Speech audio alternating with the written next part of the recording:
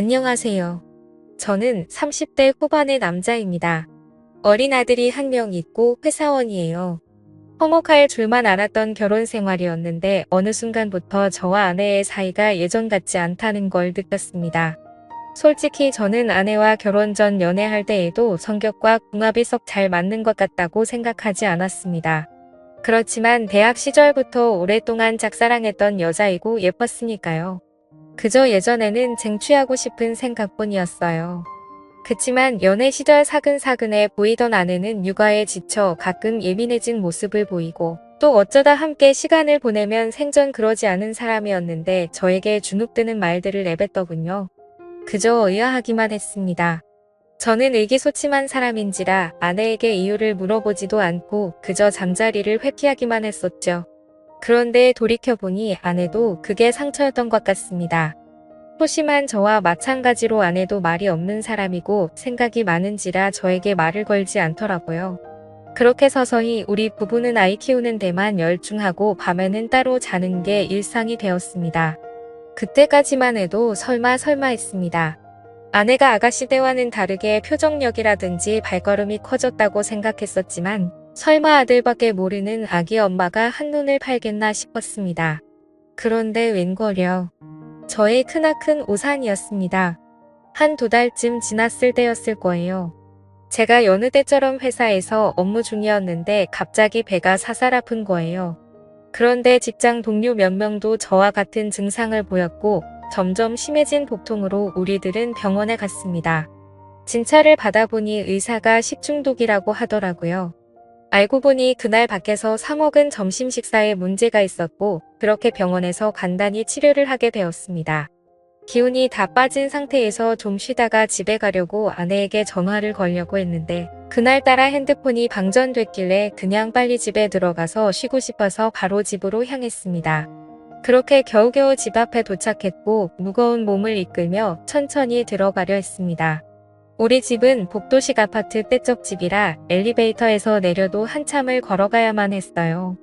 그렇게 가고 있는데 그때 우리 집에서 문소리와 함께 문이 열렸습니다. 그리고 웬 키가 큰 남자가 먼저 나오더라고요. 저는 왜 그랬는지 모르겠지만 본능적으로 얼른 복도로 숨었습니다. 그리고 조용히 지켜보았습니다.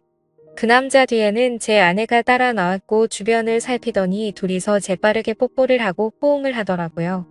그리고 인사를 하더군요. 그 모습을 보자 뭔가 머릿속을 스치면서 손이 부들부들 떨리고 화가 치밀어 올랐습니다. 머릿속이 하얘졌지만 침착함을 유지했습니다. 일단 뭔 일인지 스스로 알아봐야 될 것 같았어요. 그 남자가 엘리베이터를 타고 내려가서 차 타는 법까지 지켜본 후 저는 제 차로 갔습니다. 바로 들어가면 아내가 걸린 거 아닌가 하고 눈치챘거든요. 한 1시간 정도 지났을까요? 저는 오만 가지 생각을 하고 찝찝한 기분 상태로 집에 들어갔습니다. 들어가니 혹시 놀란 표정의 아내가 약간 말을 더듬으면서 묻더라고요. 이 시간에 연락도 없이 웬일이야? 점심 먹은 게 탈이 나서 그게 식중독이라네. 병원에서 치료받고 오는 길이야. 여보, 그럴 거면 연락을 줘야지. 다음에는 연락부터 해. 나 깜짝 놀라잖아. 알았지? 아니, 당신은 내가 아픈 것보다 연락 안 하고 들어와서 놀란 본인이 더 중요해. 너무 하는 거 아니야. 애정이 없어져도 그렇지. 아픈 남편을 걱정하기는커녕 본인 바람핀 거 들킬까봐 점점 긍긍하는 게 꼴보기 싫어서 큰 소리를 쳤던 것 같아요. 알겠어라는 그냥 놀라서 한 말이야. 근데 제가 사는 이 집에 외간 남자를 들인 아내를 도저히 용서할 수 없겠더라고요. 저는 누워서 아내의 바람을 수면 위로 드러낼 방법들을 생각했습니다. 일단 아내의 핸드폰과 아내의 블랙박스를 통해 증거를 모아야 했어요. 제일 먼저 떠오른 게 핸드폰인데 아파서 냄새에 예민하니까 화장실 청소를 좀 해달라고 했습니다. 아내는 평소 같으면 표정이 안 좋았을 텐데 아까 저에게 좀 미안했는지 바로 알았다고 하더군요. 아내가 화장실 청소를 하는 사이 저는 얼른 아내의 핸드폰을 열어보았습니다. 보니까 비밀번호로 잠겨 있더라고요. 순간 멍해졌지만 아이 생일을 입력하니 바로 되더군요. 허술하게 잠금해 놓은 덕분에 저는 적나라한 아내의 일탈을 엿볼 수 있었습니다. 대화창을 열어보았는데 아주 가관도 아니더군요. 아까 그 남자와 나눈 대화에서 저급한 내용들이 너저분이 있었고 제 아내가 맞나 싶을 정도였어요. 이건 뭐 대화 내용과 관심사가 오로지 그것에 관한 것뿐이더군요. 그리고 얼마나 만족한 남자인지 아내가 그 칭찬을 자꾸 했더라고요. 순간 더 화가 났습니다. 그런데 충격은 거기서 그치지 않았네요. 보니까 10살이나 어린 20대 남자와의 대화 내용도 있는 거였습니다. 2명의 남자를 만나고 다니는 거였네요. 그리고 그 어린 남자와도 은밀한 대화를 나눈 게 보였는데 심지어는 사진까지 주고받은 거였습니다. 또 다시 손이 바들바들 떨렸어요. 그리고 그 어린 남자의 사진도 보았는데 나이만 어렸지. 아주 저와 비교했을 때 제가 기가 죽을 정도로 체격이 커 보이더군요.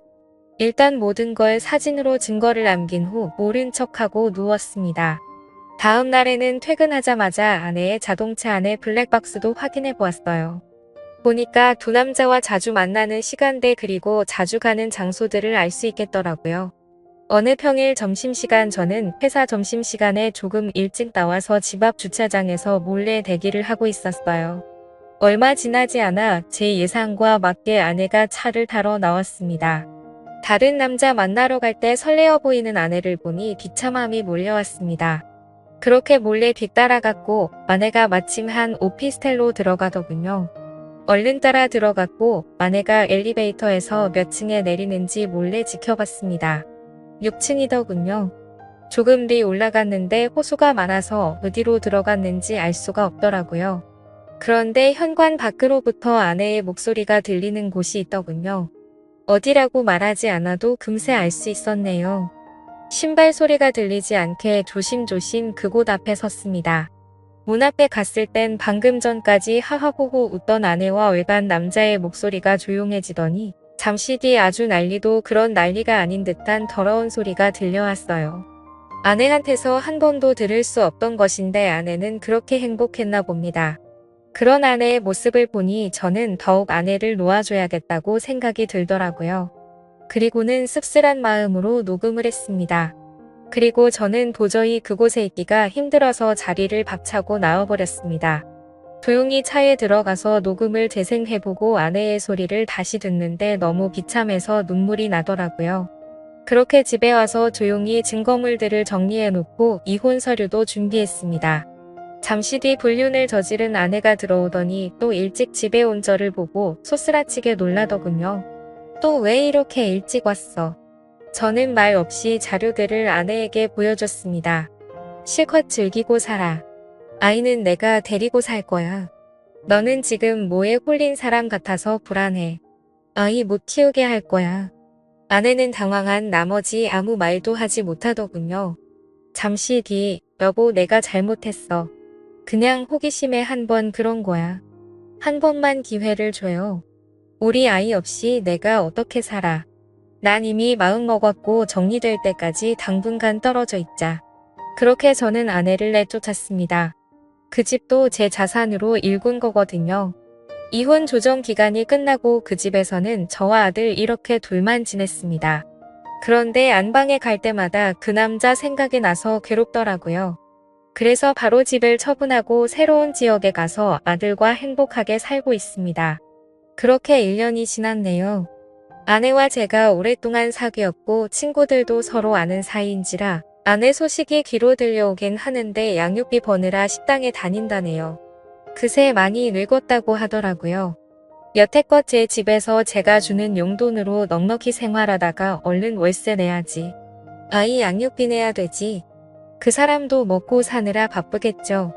또 대단한 남자들만 골라 만나는데 그 와중에 연애할 때 돈도 드니까 돈 많이 벌어야겠더라고요. 차라리 빨리 알게 된 게 다행이라고도 생각드네요. 갈라섰으니 저도 저와 잘 맞는 사람 만나서 연애나 하려고요. 저와 비슷한 경험 있으신 분들 모두들 힘내시고 새롭게 희망을 가지시길 바랍니다. 오늘의 사연은 여기까지입니다.